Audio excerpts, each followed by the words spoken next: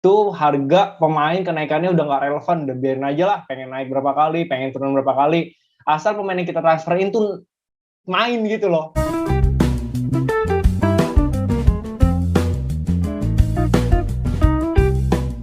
Halo guys, jumpa lagi dengan kita bertiga, gua Bayu dan Raka. Kali ini, di episode kali ini kita akan membahas tuntas untuk persiapan kita di Game Week ke-19.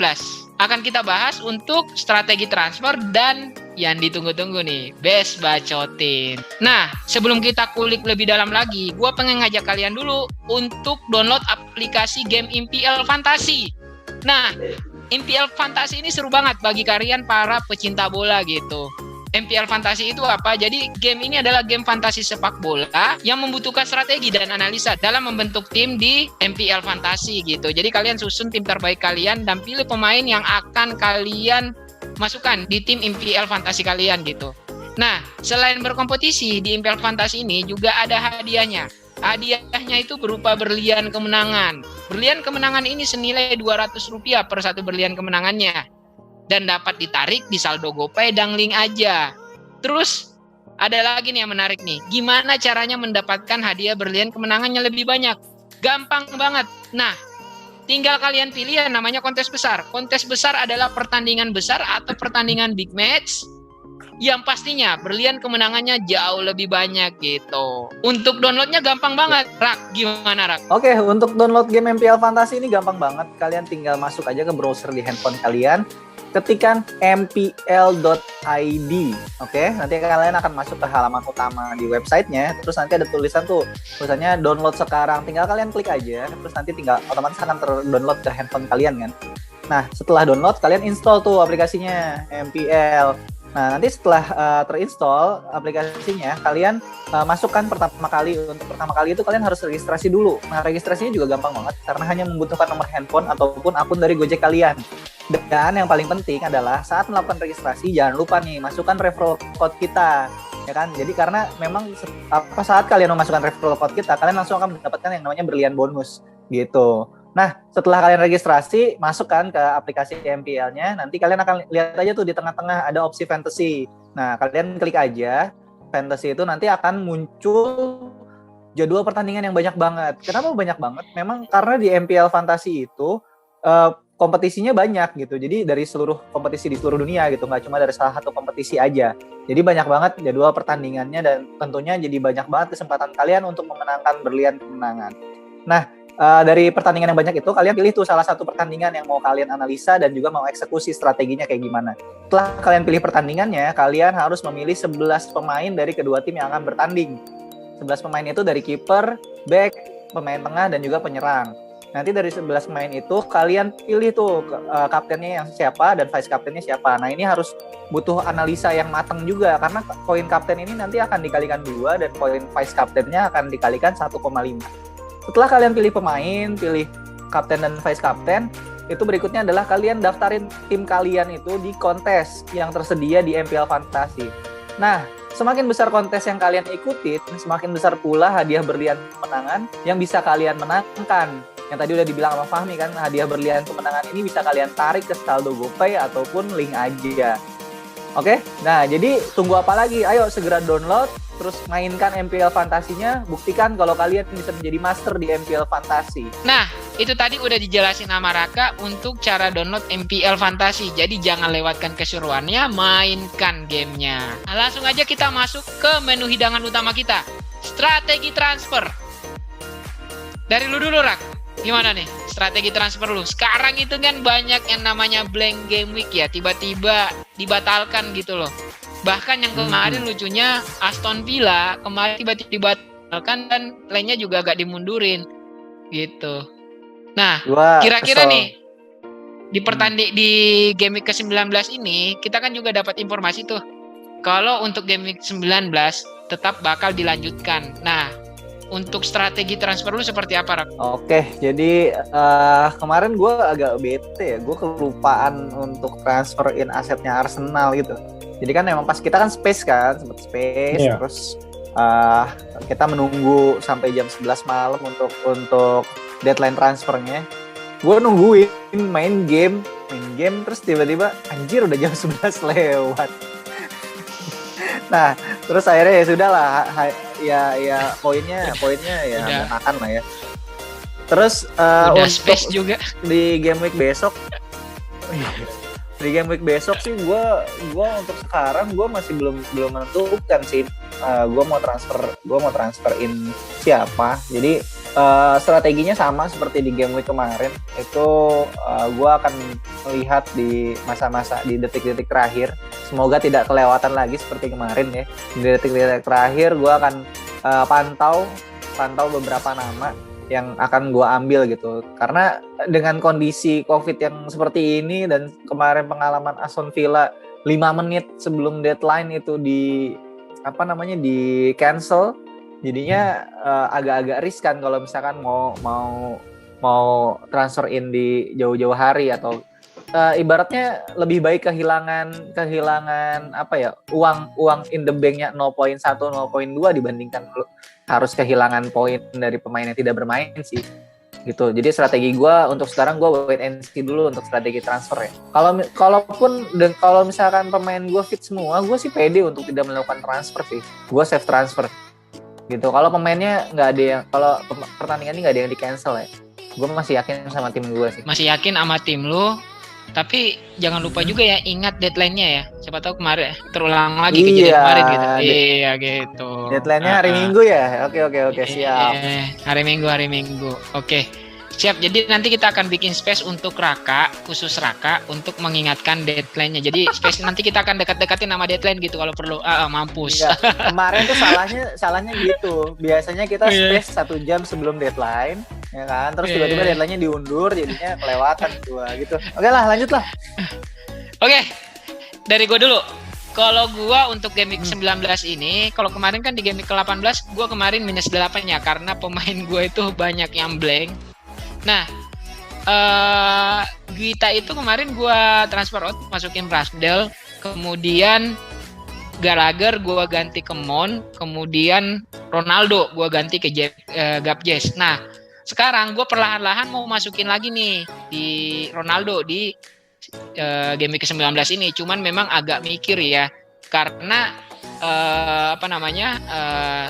bukan satu transfer doang yang harus kita lakukan kalau untuk memasukkan si Ronaldo kan. Gue mungkin butuh 3 transfer free atau 2 transfer haram nantinya. 1 free transfer dan 2 transfer haram ya. Gue mungkin bakal ngeluarin Gabjes lagi. Wow. Kenapa? Karena kalau misalkan gue ngelakuin, gue sekarang emang kepikiran mau ngeluarin Gabjes karena di City itu semuanya bisa ngegolin gitu. Jadi kurang greget gitu kalau untuk Manchester City gue mengambil Gabjes. Mendingan gue ngambil klub menyerang tapi serangannya udah pasti ke striker itu gitu, dan itu pasti Ronaldo. Nah, terus untuk memakan itu kan butuh pengorbanan juga kan. Jadi mungkin gue bakal ngorbanin lagi nih 1 di tengah dan 1 di belakang. Nah, Devnya Arsenal ini kan kita tahu cedera ya, mungkin gue bakal keluarin dan masukin lagi opsi yang lain gitu, mungkin ngambil dari defendernya Wolves ya gitu. Kemudian Mon gue bakal keluarin lagi, mungkin gue bakal ambil lagi nih Gallagher nih. Nah, cuma nanti gue lihat nih opsinya nanti di mendekati deadline ya, karena gue khawatir nih walaupun memang sudah ada adjustment bakal dilanjutin untuk game ke-19, cuman kita jaga-jaga aja gitu. Takut gue udah ngelakuin transfer, tau-taunya blank gitu. Oke. Pokoknya informasi yang kita dapat di game week 19 kita tampung semua dulu. Nah, baru gue ngelakuin strategi transfer. Tapi gue udah punya fokus bakal ngambil siapa gitu. Oke. Baik, gimana Bay? Kalau gue, karena kan gue udah bilang juga di Space dan Twitter kalau udah akhir-akhir di festive fixture ini tuh harga pemain kenaikannya udah nggak relevan, udah biarin aja lah, pengen naik berapa kali, pengen turun berapa kali, asal pemain yang kita transferin tuh main gitu loh, fixture main. Karena kan COVID ini kan dadakan, mereka sistemnya ya. PCR kan sebelum masuk ke stadion ya kan, baru PCR gitu. Nah, kalau gua kemarin Robertson ini gua masukin tuh, memang bakal meledak dan meledak, dia nyetak gol, assist, tapi kartu merah. Iya. Tapi Nah, itu gue ngeliat emang Ken juga juga pantas dapat kartu merah anjir. iya, gue juga bilang kayak gitu. Cuman ya udahlah, Robertson gue kartu merah, gue harus mikirin nih. Gue opsinya, gue pengen ambil Robertson ganti ke Reguilon atau Kevin De Bruyne ganti ke Son. Cuman kemungkinan besar sih ke Reguilon dulu karena KDB kan masih main besok lawan Leicester ya. Kita lihat sih, gue cuma takut ketinggalan momentumnya Son aja. Tapi ya masih gue 50-50 lah antara ngambil Reguilon atau Son Heung-min kalau gue gitu. Atau Son. Iya. Tapi ini dulu Bay, tadi kan kita sempat ada informasi ya terkait Foden ya. Bisa lah sedikit lu gambarin. Ya kalau yang udah ngambil Foden ya agak-agak ngeri juga karena si Pep ketika diwawancara di BBC dia ngomong Foden dan Grealish ini kayak ada masalah gitu dengan tindakannya di luar lapangan kata dia gitu.